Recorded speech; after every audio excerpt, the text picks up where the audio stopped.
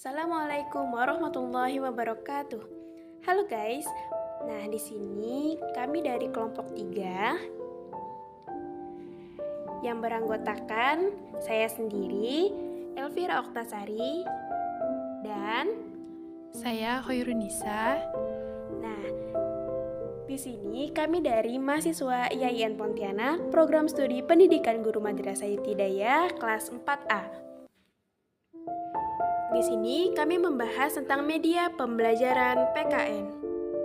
Untuk memenuhi tugas mata kuliah pengembangan materi PKN yang diampu oleh Ibu Mahalastasa Bujuba Sofpipana MPD. Selamat menyaksikan.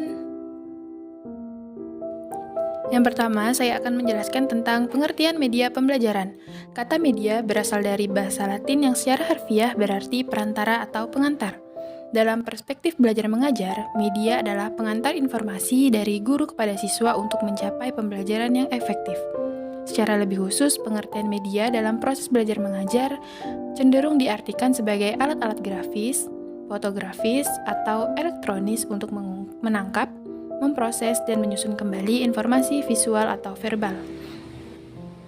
Media pembelajaran dapat digunakan sebagai perantara antara guru dan siswa dalam memahami materi pembelajaran agar efektif dan efisien.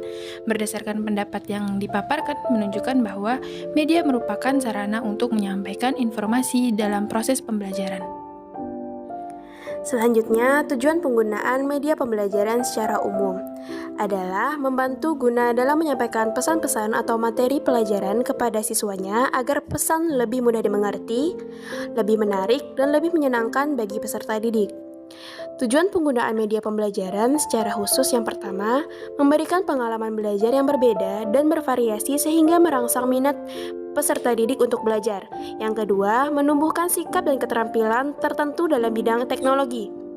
Yang ketiga, menciptakan situasi belajar yang tidak mudah dilupakan oleh peserta didik. Yang keempat, untuk mewujudkan situasi belajar yang efektif. Dan yang terakhir, untuk memberikan motivasi belajar kepada peserta didik. Selanjutnya ada fungsi media pembelajaran. Yang pertama, dapat menumbuhkan motivasi belajar para pelajar karena materi yang disampaikan dapat lebih menarik perhatian mereka. Yang kedua, penguasaan materi menjadi lebih baik karena memungkinkan bahan pengajaran disampaikan dengan berbagai media yang dapat diakses secara berulang-ulang oleh pelajar. Yang ketiga, metode pembelajaran menjadi lebih bervariasi dan tidak hanya menggunakan kata-kata verbal saja. Yang keempat, pelajar menjadi lebih aktif karena dengan media pembelajaran yang baik dapat membuat pelajar menjadi lebih ikut serta dan berinteraksi dengan media pembelajaran yang digunakan. Berdasarkan atas beberapa fungsi media pembelajaran yang telah dikemukakan tadi, maka dapat disimpulkan bahwa penggunaan media dalam kegiatan belajar mengajar memiliki pengaruh yang besar terhadap alat-alat indera, terhadap pemahaman isi pelajaran. Secara nalar dapat dikemukakan bahwa dengan penggunaan media akan lebih menjamin terjadinya pemahaman yang lebih baik pada siswa. Selanjutnya, ada beberapa kriteria dalam pemilihan media. Yang pertama, kesesuaian ketika memilih media harus disesuaikan dengan materinya. Seperti pendidik menginginkan peserta didiknya untuk menyalakan komputer, maka pendidik harus mempersiapkan media yang menunjukkan langkah-langkah untuk menyalakan komputer. Yang kedua, tingkat kesulitan. Media yang disesuaikan oleh sekolah hanya buku dan papan tulis. Nah, sedangkan di dalam buku biasanya adanya gambar yang tidak jelas. Nah, kalimatnya terlalu panjang, jadi susah untuk dipahami oleh peserta didik, terutama dalam pembelajaran TIK. Di buku TIK biasanya ada gambar dan dilingkari langkah-langkah untuk menyalakan komputer.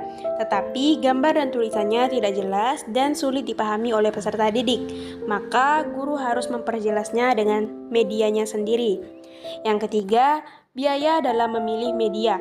Biaya ini menjadi permasalahan utama. Nah, jangan memilih media mahal tapi tidak bisa bermanfaat untuk peserta didik.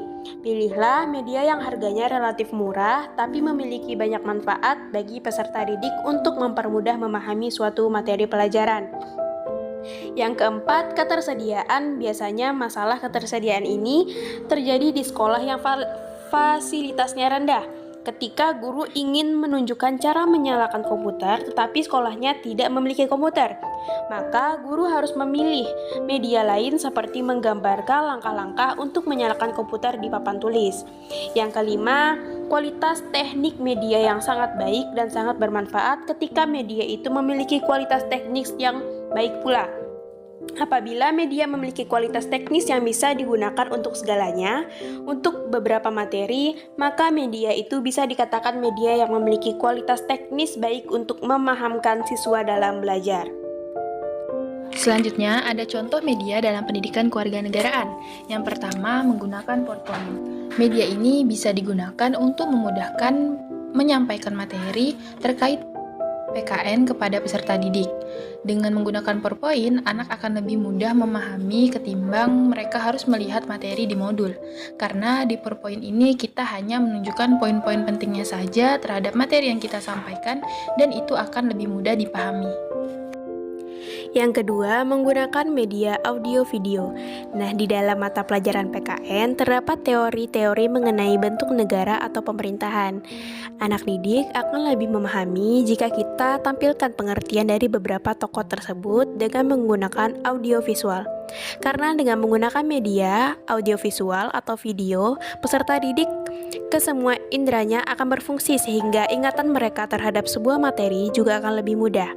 Sementara itu, untuk mencari bahan referensinya, kita bisa mencari materi-materi terkait PKN itu di YouTube, atau jika Anda memang memiliki daya kreativitas yang sangat tinggi, maka Anda bisa membuatnya sendiri. Dan yang terakhir, ada menggunakan media poster untuk melakukan sebuah permainan. Model pemahaman suatu teori menggunakan permainan di mata pelajaran bukan merupakan ide yang buruk. Selain anak-anak akan lebih mudah untuk menghafal dengan model permainan ini, mereka juga tidak akan mudah bosan dengan mata pelajaran yang akan disampaikan. Adapun caranya, kita bisa mengisi gambar yang ada di poster dengan salah satu tokoh kenegaraan yang memiliki teori. Nah, dari situ nanti kita membuat permainan sedemikian rupa agar masing-masing anak memegang satu kartu atau poster kecil tersebut, lalu mereka disuruh menjelaskan teori apa yang dimiliki oleh tokoh tersebut.